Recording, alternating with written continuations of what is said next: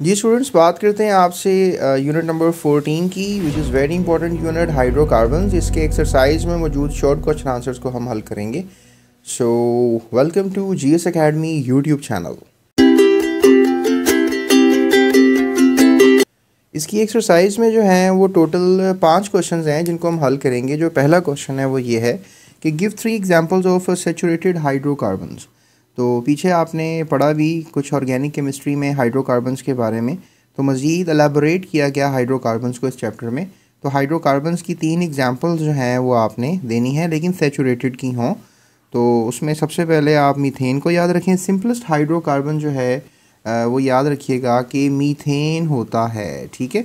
उसके बाद ईथीन की एग्जांपल याद रखिएगा। फ़र्क यही है कि इसमें एक कार्बन और आ गया है, 2 हाइड्रोजन और आ गए, और फिर ये C3 और H8 की एग्जांपल लगेगी।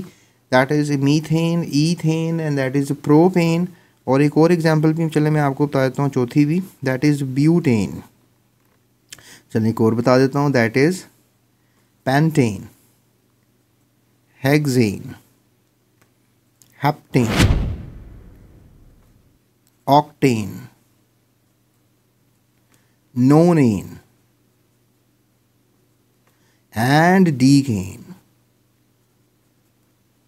ठीक है, मैंने काफ़ी एग्जांपल्स बता दी, लेकिन पहली 4 तो मस्ट आपको याद होनी चाहिए, ठीक है। तो इस पेज पे आप इनकी स्ट्रक्चरल फार्मूलाज भी देख सकते हैं, मीथेन का, ईथेन का और प्रोपेन का।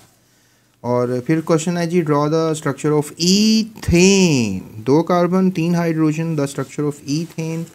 उसके बाद क्वेश्चन किया जा रहा है जी कि आपने बताना है structure formula of alkane containing 5 carbons, 1 2 3 4 5।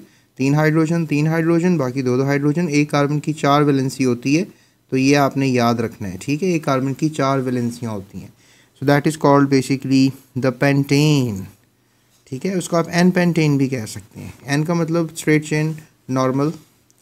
उसके बाद क्वेश्चन किया जा रहा है जी, what do you mean by hydrogenation, give example.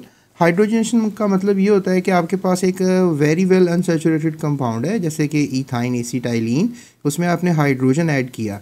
अगर आप एक कंटेनर लेंगे निकल का, ठीक है, या प्लाटिनम का या प्लाडियम का, निकल, प्लाटिनम, प्लाडियम। अब आप कहेंगे सर हमारे घर में जो बर्तन होता है वो तो लोहे का होता है या स्टील का होता है। तो हाँ होता है, लेकिन आपने ये रिएक्शन करवाना है तो आपने जब गैस लेनी है तो वो आपने निकल के कंटेनर में लेनी है, फिर ये ऐड होती है हाइड्रोजन। निकल इसको हेल्प करता है, ये कैटलिस्ट होता है। 200 से 300 डिग्री टेम्परेचर भी मस्ट है। इस बर्तन को आपने इतना गर्म करना है कि इसका टेम्परेचर इतना ज़्यादा हो, और इसके अलावा इसमें प्रेशर भी जो है वो 200 ATM का रिक्वायर्ड होता है।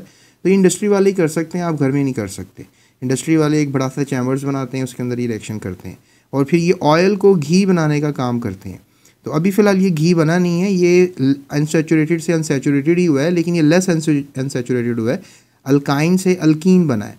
लेकिन इसमें एक हाइड्रोजन का मॉलिक्यूल और ऐड किया जा सकता है, जैसा कि आपको स्क्रीन पे नज़र आ रहा है। ये जो इथीन है इसमें मैंने एक और हाइड्रोजन ऐड कर दी है निकल कैटलिस्ट की मौजूदगी में, और ये मीथेन बन गया है, सॉरी ईथेन बन गया है। सो दैट इज़ घी, ठीक है। हाइड्रोजनेशन एक ऐसा प्रोसेस है जिसको आप फॉर्मेशन ऑफ वेजिटेबल ऑयल भी कह सकते हैं। फिर क्वेश्चन किया जा रहा है कि कैटालिटिक क्रैकिंग क्या होती है, what is meant by cracking या सिंपली। तो ये कैटालिटिक क्रैकिंग या पायरोलिसिस कहते हैं इसको। पायरोलिसिस क्या होती है, इसमें ये होता है प्यारे बच्चों के जो लॉन्ग चेन्स हाइड्रोकार्बन्स होते हैं, जिस तरह कि आपको नज़र आ रहा है डीकेन, इसमें 10 कार्बन हैं, 22 हाइड्रोजन्स हैं। तो इसमें क्या होने वाला है कि आपने इसको ब्रेक करना है छोटे हाइड्रोकार्बन्स में। तो ऑक्टेन बना दिया, 10 में से 8 गए तो 2 रह गए, 2 ये रहे। तो इस तरह से ऑक्टेन और ईथीन बन जाए, तो ये होता है क्रैकिंग में। क्रैकिंग में यही होता है कि आप बड़े बड़े जो चेन्स होती हैं उनको आप डिकम्पोज कर देते हैं इनटू अ स्मॉलर चेन्स। और आप पूछेंगे ये क्यों होता है, पायरोलिसिस क्यों होती है सर। तो पहले ये होता था कि जो गाड़ियाँ होती थीं उनके अंदर जो फ्यूल डालते थे तो वो इतना अच्छा ये फ्यूल जलते नहीं थे। और जब आपने बर्न करना होता है ना, जैसे टायर को अगर आपने जलाना है तो बड़ा मुश्किल होता है उसको जलाना, और अगर आप मोमबत्ती को जलाते हैं तो मोम काफ़ी जल्दी और अच्छे तरीके से जल जाता है, जैसे मट्टी का तेल जल्दी से जल जाता है। मट्टी का तेल जल्दी इसलिए जलता है क्योंकि उसमें शॉर्टर चेन हाइड्रोकार्बन्स होते हैं। और अगर यही कोई बहुत थिक सा फ्यूल होगा, जैसे गाड़ियों से मोबिल ऑयल निकलता है, तो वो जलाएंगे तो वो आपको पता है इतनी जल्दी नहीं जलता। तो फिर बर्निंग क्वालिटी को बेहतर करना था, तो साइंसदानों ने एक टेक्निक निकाली कि हाई टेम्परेचर के ऊपर जो है वो ये काम कर सकते हैं। सो उन्होंने क्रैकिंग का अमल जो है वो दरियाफ्त किया, और फिर इस तरह से क्या हुआ कि हम हाई क्वालिटी फ्यूल बनाना शुरू कर दिया हमने। तो बड़े बड़े जो मतलब ये एक सिंपल सी एग्जांपल है, हम बड़े बड़े हाइड्रोकार्बन्स को छोटे छोटे हाइड्रोकार्बन्स में कन्वर्ट करते थे, और इससे क्या होता था कि फ्यूल की जो कैपेबिलिटी थी और इंजन को चलाने की कैपेबिलिटी थी, और एक फ्यूल की एक माइलेज होती है, आपको पता है कि जिस तरह एक आपने फ्यूल डाला है 1 लीटर तो उसने 16 किलोमीटर आपकी गाड़ी चला दी है, और एक फ्यूल आपने डाला 1 लीटर उसने आपकी सिर्फ 10 किलोमीटर गाड़ी चलाई है। इसका मतलब ये हुआ है कि जिसने 16 किलोमीटर गाड़ी चलाई है वो फ्यूल अच्छा है। तो वो फ्यूल अच्छा कैसे हो गया, उसको आपने क्रैकिंग की थी, that is called thermal cracking. इसको आप थर्मल क्रैकिंग का नाम दे सकते हैं। और इस तरीके से क्या होता है कि आप फ्यूल की क्वालिटी को बेहतर करते हैं, हाइड्रोकार्बन्स को आप सिंपल हाइड्रोकार्बन्स में कन्वर्ट करते हैं, ये कॉम्प्लेक्स हाइड्रोकार्बन्स को आप सिंपल हाइड्रोकार्बन्स में कन्वर्ट करते हैं, इसको हम कहते हैं क्रैकिंग। तो बड़ी क्लासों में मज़ीद डिटेल्स में पढ़ेंगे, फ़िलहाल आपको इंट्रोडक्शन देना था। तो ये थे टोटल 5 क्वेश्चंस आपकी किताब के, होप सो आपको समझ में आए होंगे।